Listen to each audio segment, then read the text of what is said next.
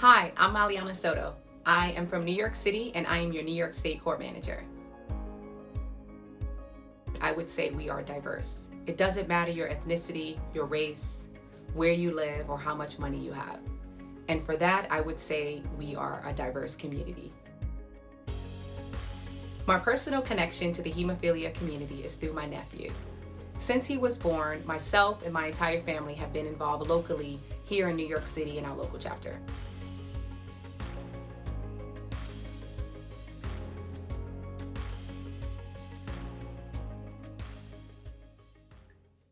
Hi, my name is Joanne Gallego.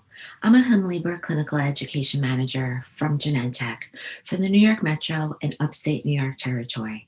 I am part of a team of inspired and passionate educators who care about the hemophilia community, and we all have nursing degrees. We are committed to serving as an education resource for you.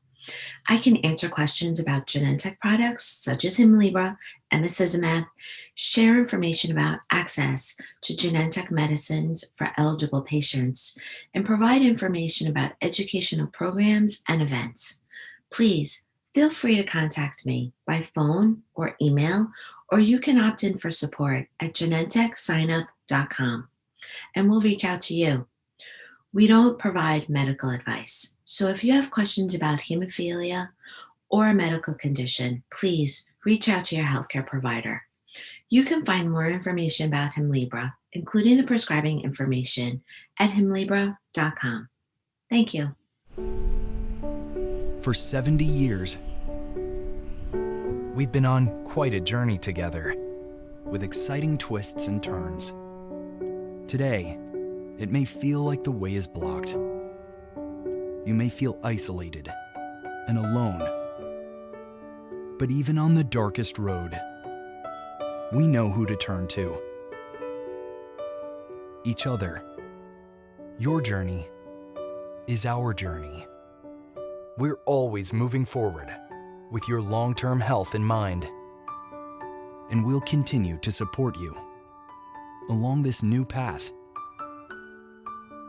Every mile of the journey.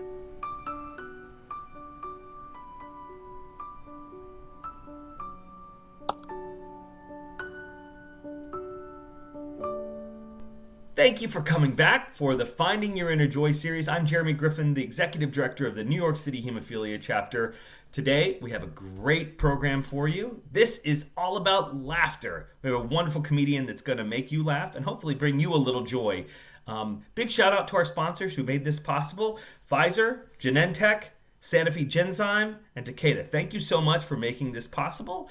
Sit back, enjoy yourself, and I hope you find a little inner joy. Hi everyone, I'm Jane. I am 69, although I feel like a mature 14-year-old. We were in quarantine this summer for 2 weeks because we changed states. After 14 days, I just wanted to get out of the house. It reminded me of when I had young children. And I went to the local garden center / market. I went to senior hours, which is hour. They only give you one. We can do it, because we're older. We got a plan. And I brought my driver's license. And they waved me in. I said, no, don't you want to see my driver's license? They said, no. I couldn't. They didn't card me. Okay, I was a little upset by that. Well, I live in Connecticut, which is why I look like this. But I am originally from a real blue-collar town in Massachusetts called Brockton. It's a tough town, and people get shot in Brockton. It's our way of saying hello.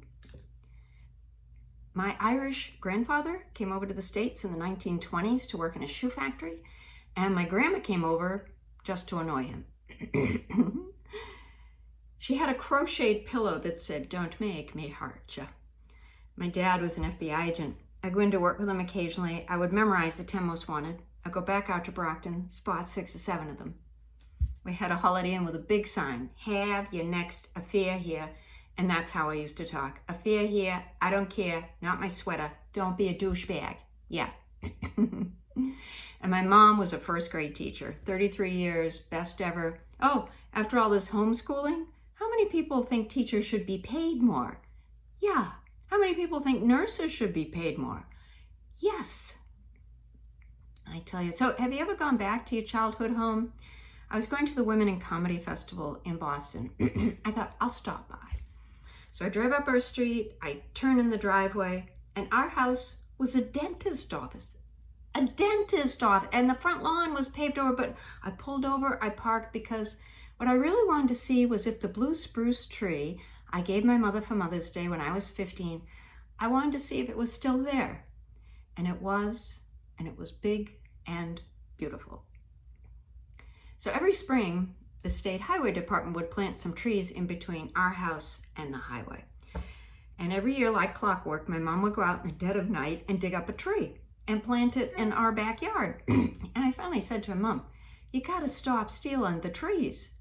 She said, Janie, I'm not stealing. I'm a taxpayer. I paid for those trees. That's my mom. This same year, we lost my dad. And we didn't lose him. We knew where he was. It was a sad year. I can remember her sitting me down a few months after he passed away. And she said, Janie, there's something I've been meaning to talk to you about. And I'm there, what? And she said, I'm tired.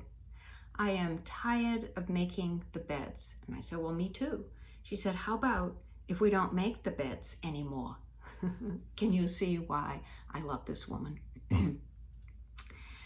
So I have been married a long time. So I want to say this about same-sex marriage. Honestly, what's the problem? My husband and I have had the same sex for 42 years. Yeah. I have 2 boys. Otherwise, everything's fine. Killing me. Nobody listens. I ask them simple questions. I say, guys, where are you going?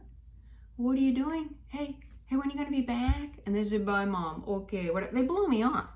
I think, okay, clearly I've got to change my delivery. So now I'm there. Where you going? What you doing? When you going to be? When you going to be? When you going to be back? Back. Back. Then, Mom, stop. We will tell you whatever you want to know. Just don't ever do that again, Mom. Yeah. Oh, these kids.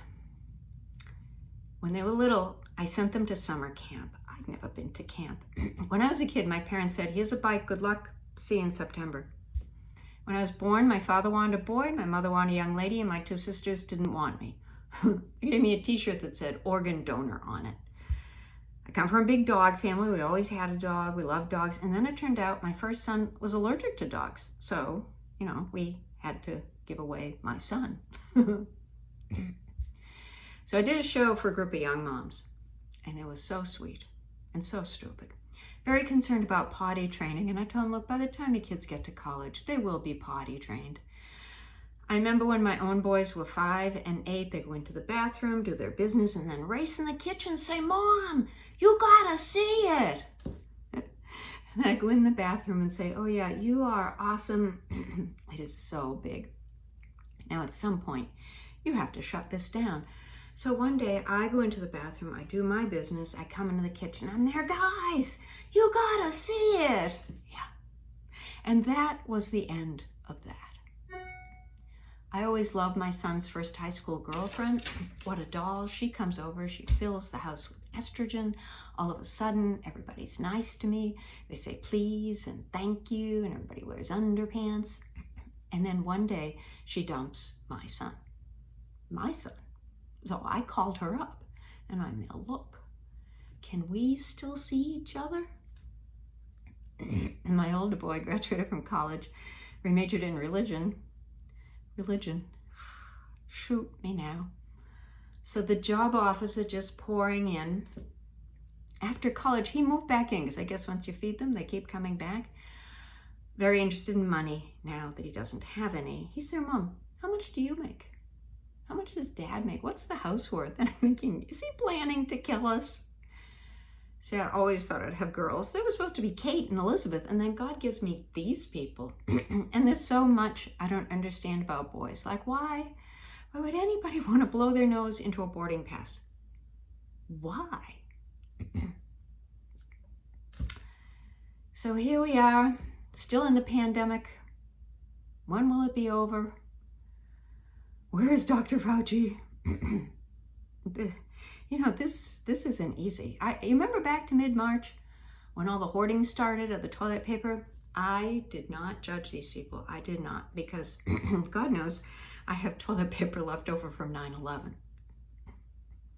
I say to my son, honey, I think mommy is just a junior hoarder. He said, Mom, you are so not a junior hoarder. You're an early onset hoarder. I'm just happy he got the funny gene, you know. So, some people say I'm OCD. It's possible, but I'm undiagnosed because I couldn't sit still for the test. I think we definitely have OCD in my family, and you know, I don't want to say who, but it rhymes with husband. Okay.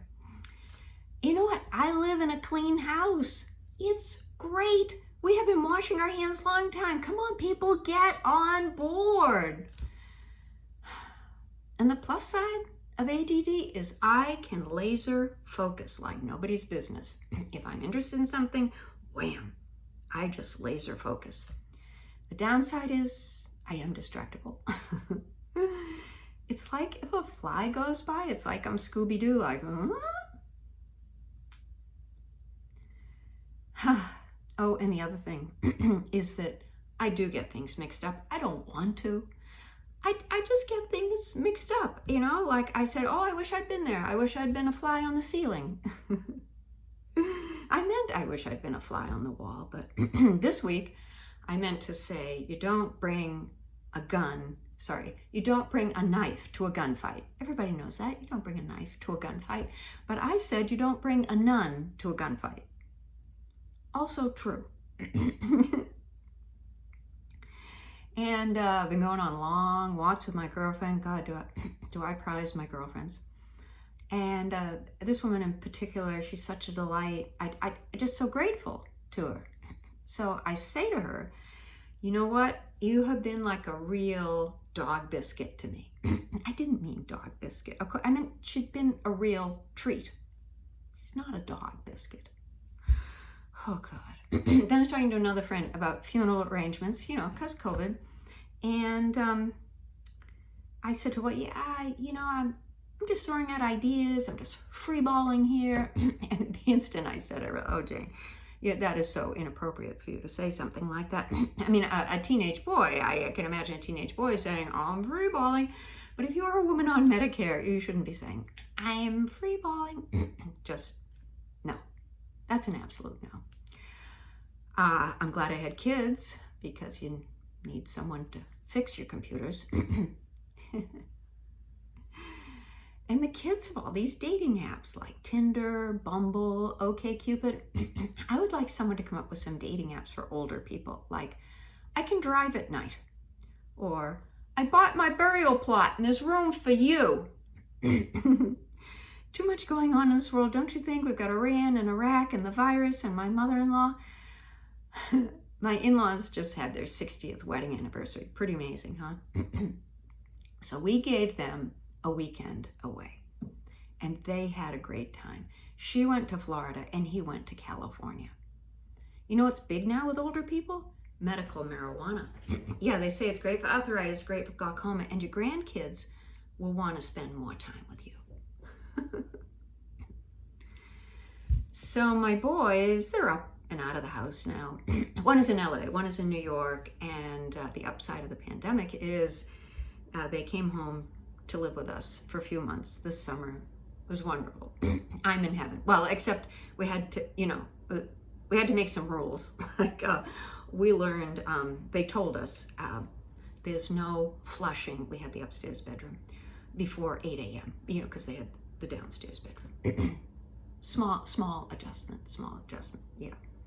But I was happy to have them, and they brought their girlfriends. I love their girlfriends.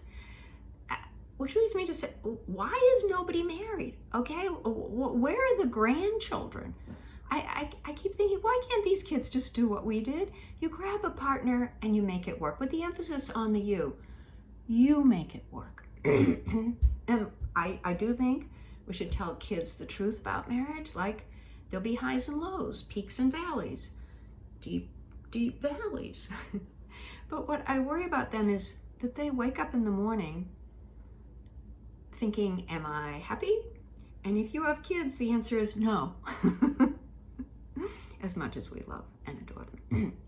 No one told me. I didn't know kids are forever. It never ends. I thought my job, get them to age 18, and then say, it's been a pleasure. Goodbye, good luck. Don't forget Mother's Day. Okay, bye-bye now. Bye-bye. Bye-bye. Yes, it's Mommy's turn. Okay, bye-bye. Bye-bye, honey. Mommy loves you. Bye-bye. Oh, you need something. Okay, I can help you with that. Yeah, I can help. See, it never ends. It never, ever. And I knew it was going to be for a long time. I just didn't know it was a lifetime commitment. That's all I'm trying to say. So what I want you to understand about me is the first third of my life was all about my crazy family. We had some drinking problems. I mean, nobody was an alcoholic. We just had drinking problems. And I say that because I've been the designated driver since I was 11. Second third of my life, all about my semi-normal family, my husband, and the boys. And the last third, it's all about me. It's my turn. And that is why I'm here today. This is where I want to be. I tell you, this is a wonderful time in my life, except for the pandemic. No, but this is like my best. I love my 50s. I love my 60s. These are my best decades ever. And I want you to look at me. Look at me. Tampon free. Woo! I can't get pregnant anymore. It doesn't get any better than that. So a lot of people ask me, how does your husband feel about the comedy? Well, how would you feel if your wife were up here talking about you and your family? I feel a little sorry for him. It was kind of a bait and switch. I was this shy, geeky girl, and then one day I just came out of the comedy closet. I don't know what happened. I do know he was out of town and I was unsupervised. Yeah. Most comedians come up through the comedy clubs. But I couldn't stay out late. I had kids. So I would go to like their sports games and I would just entertain everybody in the stands. I mean, I had a captive audience, okay? Yeah. So, things work out. And my first show was at our son's nursery school fundraiser. I hopped up on the Fisher-Price picnic table and I started telling jokes. And a Swedish dad afterwards said, I thought you were just drunken housewife.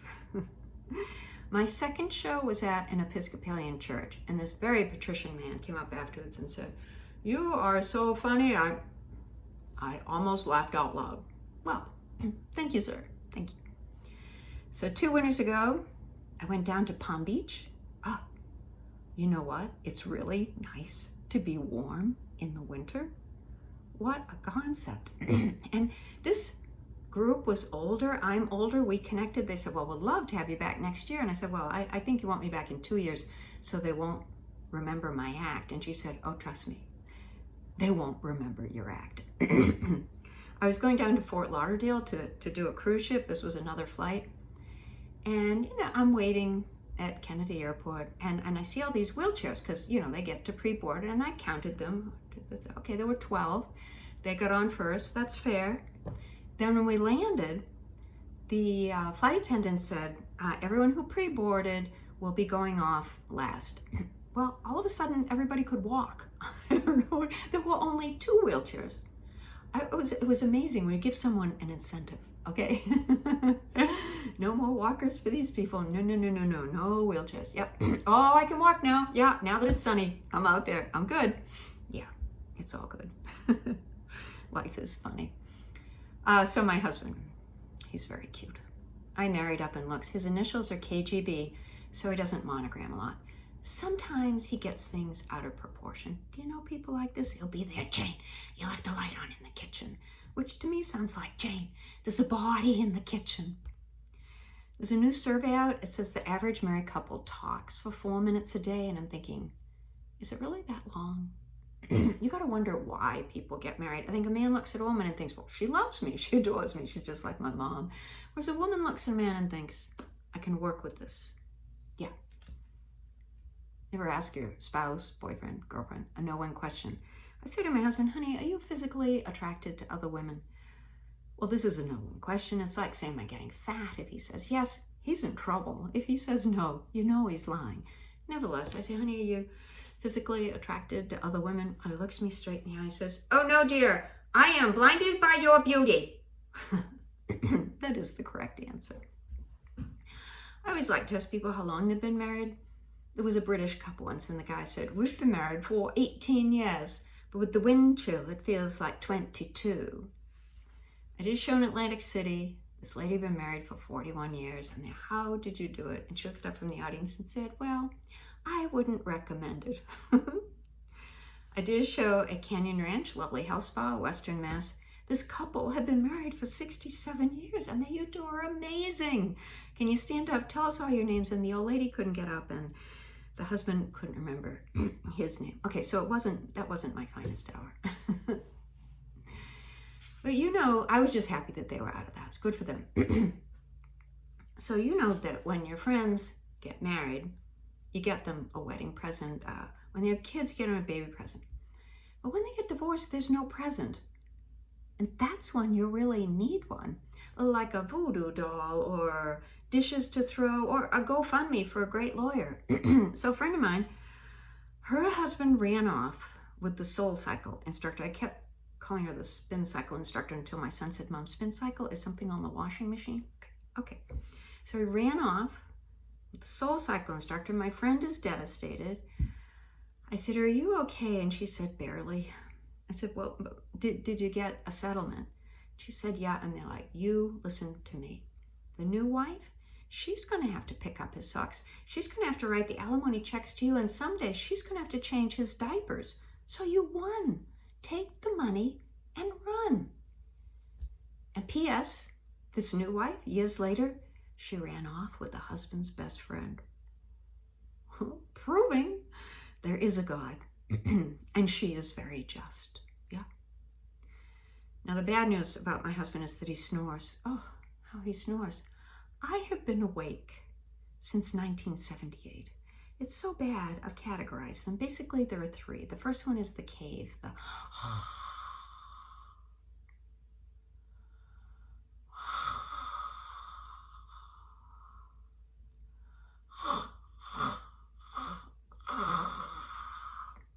The second one is the stalled engine, the